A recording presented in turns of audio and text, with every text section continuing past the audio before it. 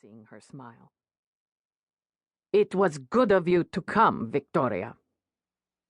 Her tone implied it would have been better if I'd come on time.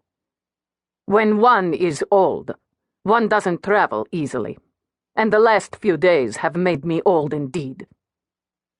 I sat down in what I hoped was the least uncomfortable chair. "Yes," I said noncommittally. Rosa was about 75.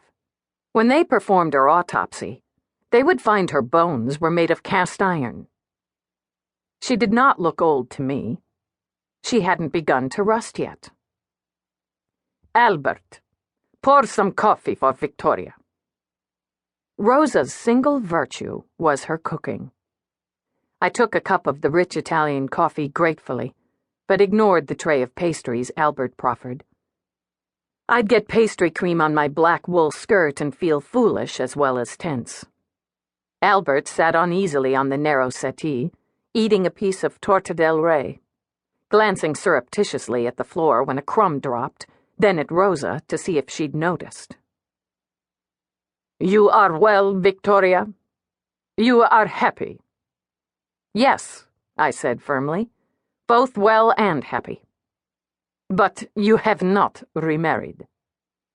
The last time I'd been here was with my brief husband for a strained bridal visit. It is possible to be happy and not married, as Albert doubtless can tell you, or as you know yourself. The last was a cruel remark. Uncle Carl had killed himself shortly after Albert was born. I felt vindictively pleased, then guilty. Surely I was mature enough not to need that kind of satisfaction. Somehow, Rosa always made me feel 8 years old. Rosa shrugged her thin shoulders disdainfully. "No doubt you are right. Yet for me, I am to die without the joy of grandchildren."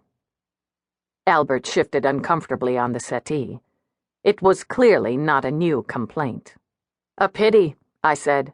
"I know grandchildren would be the crowning joy of a happy and virtuous life." Albert choked, but recovered. Rosa narrowed her eyes angrily. "You, of all people, should know why my life has not been happy." Despite my efforts at control, anger spilled over. "Rosa, for some reason you think Gabriella destroyed your happiness.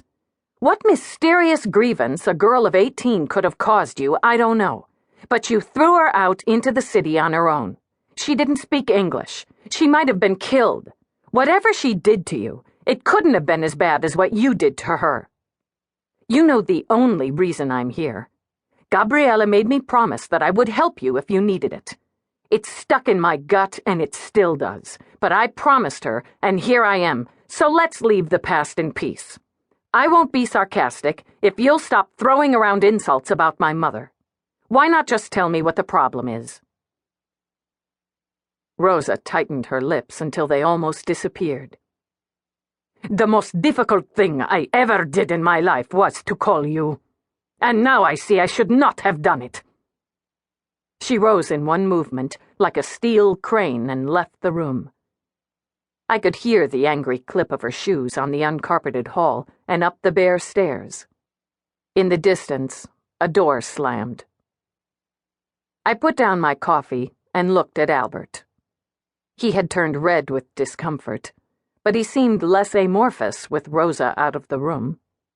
"How bad is her trouble?" He wiped his fingers on a napkin and folded it tidily. "Pretty bad," he muttered.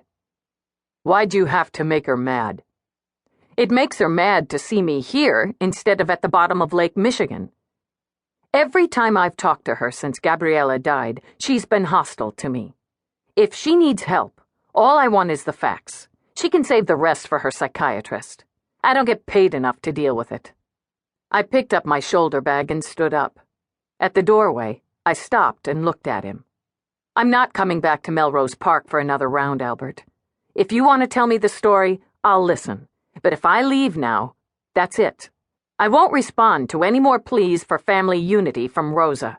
And by the way, if you do want to hire me, I'm not working out of love for your mother." He stared at the ceiling, listening perhaps for guidance from above.